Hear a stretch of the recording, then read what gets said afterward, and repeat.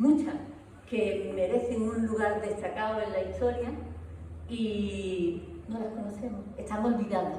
Aquí, mientras hablamos, van a ir saliendo fotografías de ubriqueñas desde los 1800 bastante hasta nuestros días, ubriqueñas trabajadoras y ubriqueñas que han destacado y ubriqueñas que han hecho cosas grandiosas. Yo no sé si la calidad es más bien malísima, pero se va viendo, por ejemplo, que están aquí las lavanderas y eso. Es muy importante que entre todos y entre todas luchemos e intentemos que las mujeres sean cada vez más visibilizadas. Así que no hay mucho problema. No hay mucho problema porque, como ya han dicho mis predecesores, bueno, muchísimas gracias a las autoridades por estar aquí, que eso es lo primero que estaba aquí escrito, pero yo escribo y después se me olvidan las cosas. Muchísimas gracias por asistir al alcalde, al teniente alcalde de Ubrique y a todos los presentes. Venga, sí. La mayoría de nosotros que estamos aquí, excepto dos, creo, somos mujeres rurales. Digo dos, creo, porque le he preguntado y no son rurales, son Rocío y Pilar, son de ciudad, son urbanas. Pero somos mujeres rurales y para mí, claro, las mujeres urbanas tienen sus valores y sus enseñanzas, supongo que como nosotras, pero para mí ser una mujer rural es muy, muy importante. ¿Por qué? Porque tenemos los valores y las enseñanzas y las vivencias de nuestras madres y de nuestras abuelas, de auténticas heroínas anónimas de nuestras abuelas y de nuestras bisabuelas, porque estoy viendo aquí que sois todos muy jóvenes y ya nos tenemos que remontar a las bisabuelas. Y son auténticas heroínas que nos han enseñado a darle a las cosas un valor añadido, al trabajo, al esfuerzo, a la superación, al ímpetu para llegar a donde nosotras hemos querido. En Ubrique, el mundo de la piel siempre ha sido de hombres y de mujeres. No por igual, porque saben ustedes que bueno, el papel de la mujer en la sociedad ha sido de oculto y de no estoy y no existo. Pero en el trabajo, en la realidad, sí que ha sido un mundo conjunto de hombres y mujeres. Pero no solo en el mundo de la piel, sino también eso se ha ido extendiendo a otros mundos y a otros ámbitos de la vida. Lo que pasa es que, como decía, no están recordadas, no se recuerdan. Esas eran las sombrereras de Ubrique y ahí las costureras. Ahora después las comentamos si acaso. Las mujeres que hoy galardonamos, que no son solo ubriqueñas, aunque algunas sí son ubriqueñas, sin serlo, pertenecen a distintos ámbitos del mundo empresarial, del mundo del arte, del mundo de la cultura, del mundo de la ciencia. Y por eso, ella y yo, me gustaría que agradeciéramos a las que nos han precedido y que conociéramos a las que nos han precedido, porque nos han enseñado y nos han abierto caminos de libertad, de dedicación y de valentía a lo largo de los años. Hay en Ubrique una historia que os voy a contar, una historia preciosa y desconocida, bueno, algunos la conocen, y es que en 1865, a mitad del siglo XIX, existían unas leyes injustas, siempre hay leyes injustas, pero aquellas leyes eran más injustas de la cuenta. Todos los varones que nacían en España tenían que irse a hacer el servicio militar, que duraba 2, 3 o 4 años, según donde te fuera tocando. Y existía una ley de quinta, que era la más injusta, que hacía que uno de cada 5 varones, fuera el que fuera, se tuviera que quedar para siempre, de por vida, sirviendo en el ejército, o que tuviera que ir a luchar al extranjero. España estaba entonces en guerra a mitad del siglo XIX, o que tuviera que ir a luchar. El caso es que ni las madres, ni las esposas, ni las hijas, ni las hermanas los volvían a ver. Entonces, ¿qué pasó? Pues que 270 mujeres ubriqueñas, mujeres, ya no voy a decir como nosotras, sino mujeres, pensad en nuestras tatarabuelas, algunas sin estudios, algunas sin escuela, algunas sin saber muy bien qué había en el mundo más allá de Ubrique.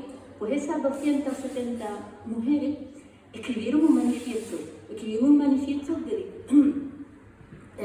destinado al gobierno y a las cortes y a la reina, diciéndoles que esa ley de quintas era injusta, que había que abolirla, y apelaban al corazón. Decían, Ustedes no entienden cómo el corazón de una madre se rompe cuando uno de nuestros hijos, al azar, es llamado a fila y se queda allí para siempre. No volvemos a verlo. Entonces, esas mujeres firmaron el manifiesto, algunas firmaron de una cruz, lo enviaron, salió en la prensa, esto llegó al gobierno. Esas son las mujeres en la Feria del Agua. Este manifiesto llegó al gobierno, llegó a las Cortes y le hicieron caso y abolieron la ley de quinta. Entonces eso es un logro grandísimo de unas mujeres uriqueñas. Esas mujeres uriqueñas estaban encabezadas por una parienta nuestra que se llamaba Isabel Cobeña Morellano, que era la abuela de Tita Isabel. Y después la firmaban muchísimas otras mujeres, que tendríais que ir al blog y leerlo, la sacan. Al blog y leerlo y ver cómo es alucinante cómo se expresaban esas mujeres.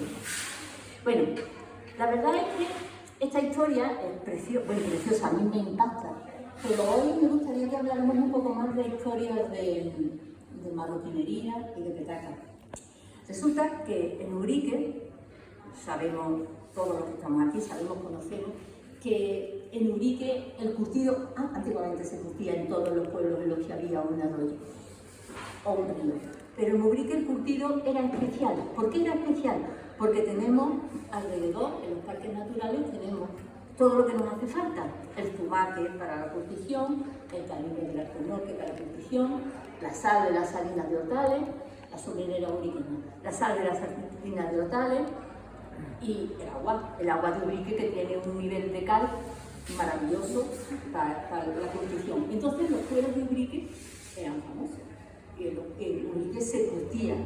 Fijaros, la hostelería, el mundo de la hostelería es un mundo dificilísimo, es un mundo duro, es un mundo en el que te pican las moscas, en el que se te infectan las manos, y sin embargo en 1830 hay noticias de dos ubriqueñas, una de 63 años, que era Ana Lozano, y otra de 31 años, que era María Reina, que trabajaban en una curtiduría. Fijaros, no solo trabajaban en las mesas con la costura o con el pegamento, sino también curtiendo. Y vuelvo otra vez atrás. Nos vamos a ir a 1795, que fue cuando en Ubrique, vuelo de unos curtidos estupendos, se empezó a desarrollar otro tipo de industria. Resulta que llegó en 1795, llegó a Ubrique, procedente de Ronda, una señora que se llamaba Ana Poley Ortiz.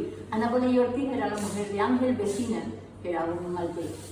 Ella era de una familia de curtidores. Esta es Isabel Cobeña Morellano, la que armó todo el revuelo de la carta a las Cortes. Y Ana Poley Ortiz venía de una familia de botineros y era una costurera muy vieja. Venían con muy pocos medios y con un niño chiquitito que se llamaba Serafín. Y Ana y Ángel se instalaron en la calle Ronda, en Ubrique. Pusieron un taller de botinería, al principio muy modesto, pero Ana, mujer rural, tenía las costumbres que tenemos las mujeres de los pueblos. Hablamos unas con otras, sobre todo más antiguamente, ¿no?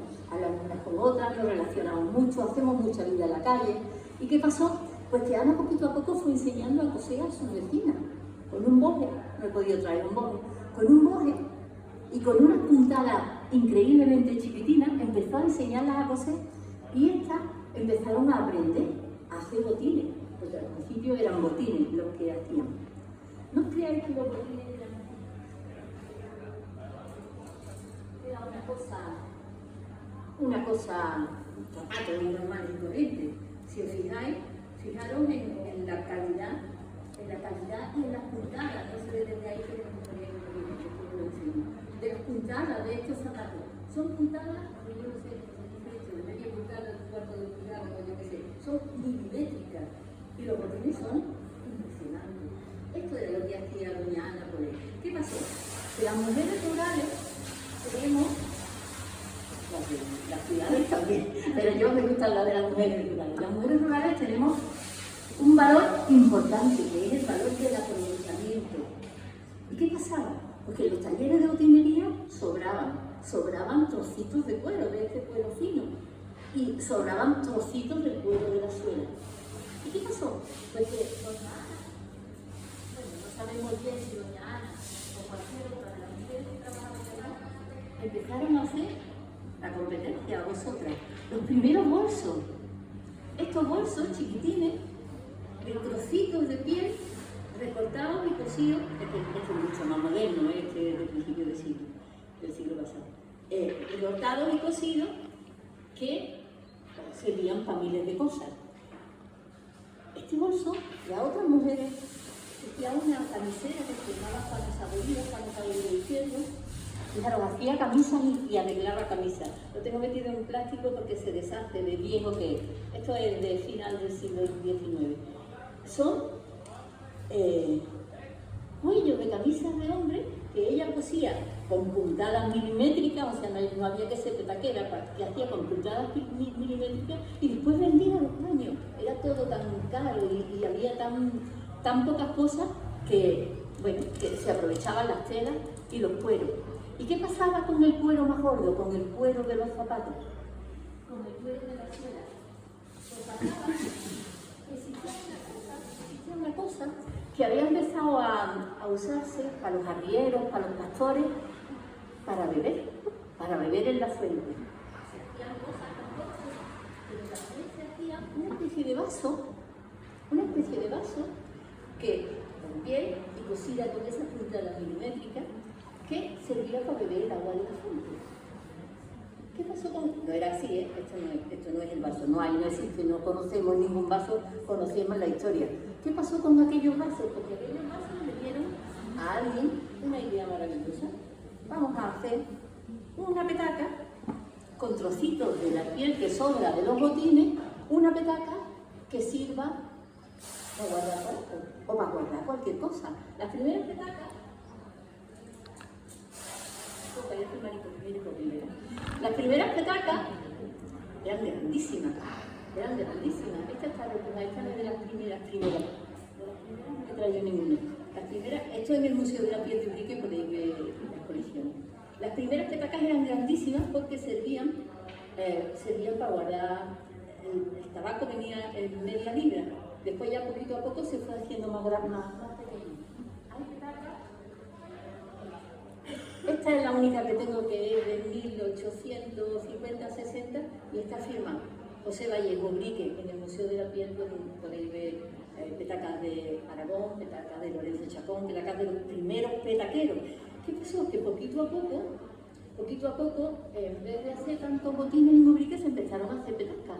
Y Ubrique cogió el sobrenombre de Ubrique de las petacas. Y con dos cosas muy interesantes. La primera, que la piel era de excelente calidad. Y la segunda, tan de excelente calidad que algunas veces venían talabarteros y curtidores y marroquineros de otras partes del país buscando el animal, buscando un animal que se llamaba ubrique, porque estaba hecho con piel de ubrique y en vez de ser piel de cabra o piel de vaca o piel de oveja, era piel de ubrique. Entonces venían buscando, y también venían buscando esa máquina capaz de hacer esas puntadas tan chiquititas y esas puntadas tan preciosas que cosían. Esto no lo podéis apreciar ya, pero ahora os las paso si queréis, que cosían con esta precisión tan milimétrica. Entonces, poquito a poco el mundo de las petacas siguió avanzando. Hubo mujeres petaqueras, o sea, hubo mujeres costureras que eran imprescindibles para estas petacas. ¿Por qué? Porque doña Ana Poleí les había enseñado a sus vecinas a coser de esa manera, a coser con el boje. Aquí en Ubrique se llama boje, si no se llama... ¿Cómo se llama para los zapateros? No hay ningún zapatero en la sala, ¿verdad? Los zapateros tienen un nombre para el boje, que es donde se pone la piel y donde se pone la petaca para coserla. Y doña Ana había enseñado a las mujeres a coserla, con lo cual se convirtió en fundamental el uso de la piel de ubrique y las costureras ubriqueñas. Y las mujeres ahora si aparecieran aquí, las mujeres formaron parte desde el principio, desde 1800 formaron parte de los talleres. Ya en el taller de esta Ana Poley, en el taller de Ana Poley, trabajaba su hijo Serafín, ya mayorcito. Eso ya fue en la plaza del ayuntamiento, en la casa de la cementería. Trabajaba Ana Poley, trabajaba su hijo mayorcito y empezaron a trabajar los primeros petaqueros reconocidos. Esto es más adelante, esto es los años 20. Empezaron a trabajar los primeros petaqueros reconocidos, como Silvia Lagún. Entonces, ¿qué pasa? Desde el principio hubo mujeres en ese mundo de la petaquería. No podían tener negocio, claro, porque no teníamos derecho ni a hacer un contrato, ni a tener una propiedad, ni a nada, pero existió, por ejemplo, doña Joaquina Orellana Artacho en el 16, ya estamos en 1916, fundó una empresa de petacas, artículos de piel, no, petacas, empresa de petacas, de doña Joaquina Orellana Artacho. O en el 25, la viuda de Juan Villalobos, acaba de salir ahí su tienda, la viuda de Juan Villalobos, como dice su marido en el 25, se quedó con su empresa. Y esto es el de su... Se quedó con su empresa, con la empresa del marido. Juan Villalobos era el hombre para el que había trabajado Santa María, Emilio Santa María. Se quedó con la empresa, la mejoró, la aumentó y empezó a hacer también sombreros. Por ahí aparecen unas cuantas fotografías de los sombreros de Ubrique. Empezó a hacer y a vender sombreros. Nuestra tía Isabelita nos contaba cómo de chica le ponía las cintas, le cosía las cintas de cuero a los sombreros de Ubrique, eran muy famosos también, lo que pasa es que se han perdido. Y eran sombreros hechos con piel de conejo. Se hacían en la fula, se le quitaba la piel al conejo, se hacía un fieltro y después se le daba forma. Y eran las mujeres, ahora lo veréis ahí, está Encarnación, la Tacona, está Isabel, está Celia, hay unas cuantas mujeres pequeñas, de nuestra familia unas cuantas, que determinaban de tal forma el sombrero y le cosían la cinta de cuero y el sello. Me he perdido. Lo que estaba diciendo era eso, que la viuda de Juan Villalobos puso una tienda con sombrero. Y después, incluso más tarde, pasaba la guerra civil, hubo otra ubriqueña que partiendo de cero, porque la viuda de Juan Villalobos había heredado, digamos, la empresa de su marido. Pero la viuda de Castro, María Moreno Cordón, esa era viuda también, mataron a su marido en la guerra, y con muchísimo trabajo, porque el secretario del ayuntamiento, los ayuntamientos que no dan permiso a las mujeres, el secretario del ayuntamiento no quería que una mujer pusiera su nombre en una empresa, y porque, bueno, le pusieron muchísimas trabas, pero ella puso la empresa, no pudo poner María Moreno Cordón, pero puso Viuda de Castro, y así es como la conocemos, que la hemos conocido. Bueno, yo creo que seré la mayor de la sala, pues yo soy la que conocido. Y tuvo su fábrica, ella sola su fábrica. Y después, cuando llegó la guerra civil, ¿qué pasó? Los hombres y los muchachos se fueron a la guerra y Ubrique se quedó en mano. Esto es una clase de costura en el San Pedro, aprendiendo que se máquina simple en el año 1924. Ahí las costureras empezaron a coser ya a máquina, a partir del 24, pero hasta ahora había sido, bueno, sigo. La guerra. En la guerra los hombres y los muchachos se fueron al frente, ¿Y qué pasó? Pues que las mujeres, todas las mujeres ubriqueñas se hicieron cargo algunos abuelos, pero fundamentalmente las mujeres, cargo de toda la industria que había. Se hicieron cargo de todo y trabajaron por encima de sus posibilidades, y consiguieron mantener la industria a flote. En la misma guerra se perdió las tenerías se perdieron, pero la marroquinería consiguieron estas mujeres mantenerla, y la mantuvieron y la siguen manteniendo. Yo aquí estoy charlando, voy a...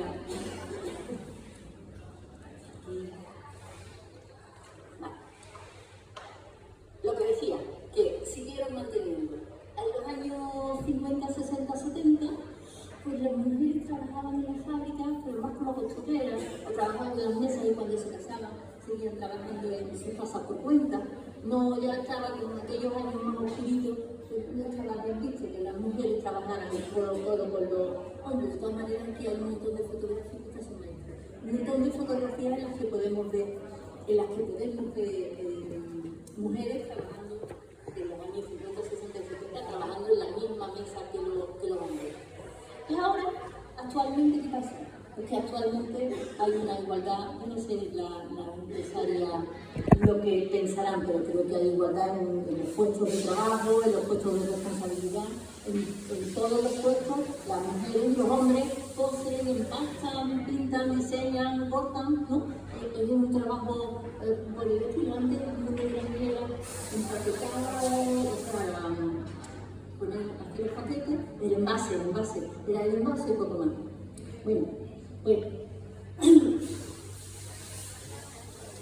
Bueno, pues hemos hablado del mundo de la piel y yo no quiero terminar sin hacer una pinceladita chica de muchas mujeres maravillosas que están en la docencia, si no están en la memoria, y que deberíamos todos reconocer como pequeñas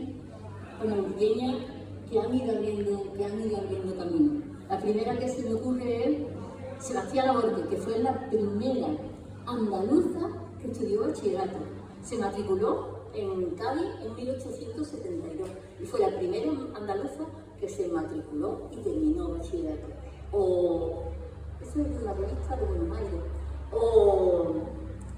Ángeles Borges Gómez, que fue la primera maestra por oposición de Ubrique. O sea, la primera persona, mujer maestra, que consiguió sacar una oposición con el número 1 de Ubrique. También hay, en el mundo del arte, a mí me hubiera gustado estudiar aquí en Lourdes, y no puede estar. En el mundo del arte hay una mujer muy importante, es muy importante para mí, y tendría que ser muy importante para los ubriqueños, pero la tenemos ahí a la pobre.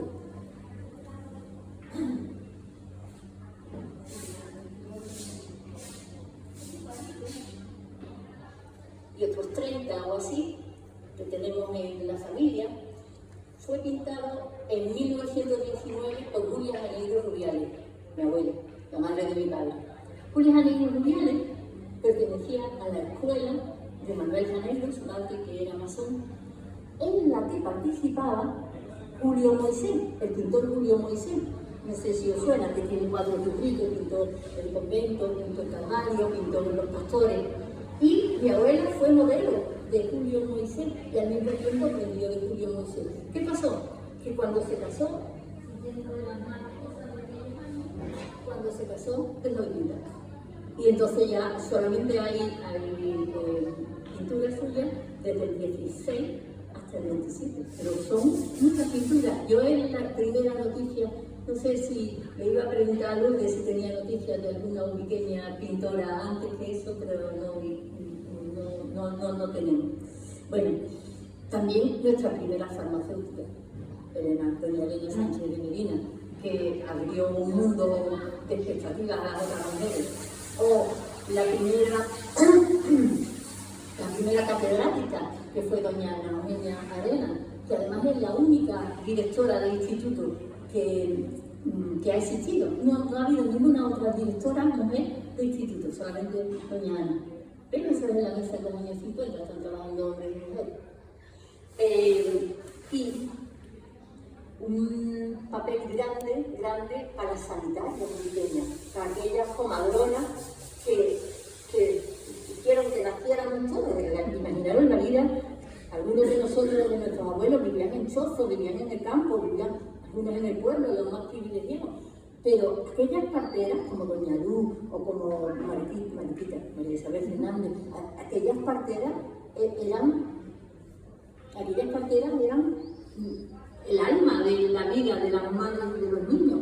Hay historias maravillosas de parteras que ayudan a niños y al mundo sin pedir nada a cambio y que han hecho que todos sigamos vivos. Y no sé, también hay miles de mujeres que se han dedicado a hacer el bien, como Manuela Agüera, o como María Agüera, o como Isabel Domínguez, que tiene una fundación. Las mujeres empezaron a escribir, empezaron a organizarse, empezaron a ser sindicalistas, empezaron a ser asociacionistas.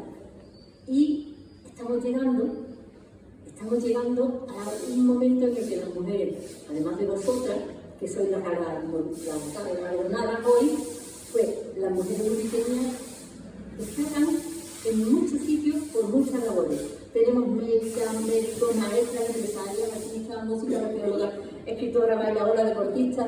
Hemos tenido la primera alcaldesa, Isabel Gómez, pero tuvimos la primera concejala que hemos peleado por nuestro pueblo desde las primeras legislaturas. Tenemos cocineras, diseñadoras, fotógrafas, libreras. El abanico es amplio y variado. Pues a todas estas mujeres, en la ausencia, y con el ruego, a lo mejor aprovechando que están aquí nuestras autoridades, de que algunas se las tenga en la memoria, en una fuente, en una plaza, no cambiarle los nombres al alcalde, no, eso no se hace, sino dedicarles un recuerdo de algún rinconcito que tengamos en la puerta de doña Luz La Partera, la placita de doña María Esteban Virués, la primera que tuvo una telería, o por qué no, a ella. ¿Por qué no? Son mujeres que están destacan por su trabajo, destacan por su trayectoria, destacan por lo que han hecho a lo largo de toda la vida. Entonces, ese recuerdo haría que la ausencia fuera menos grave. Pues bien, a todas ellas, a todas nosotras, enhorabuena y feliz Día de la Mujer.